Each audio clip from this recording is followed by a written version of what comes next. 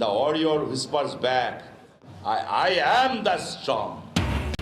সব সমালোচনার জবাব দিয়ে নারায়ণগঞ্জে নৌকার পক্ষে কাজ করার ঘোষণা শামীম ওসমানের।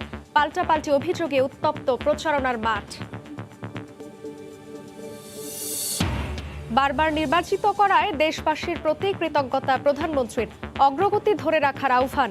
বঙ্গবন্ধুর স্বদেশ প্রত্যাবর্তন দিবসে বোন রেহানাকে নিয়ে শ্রদ্ধা।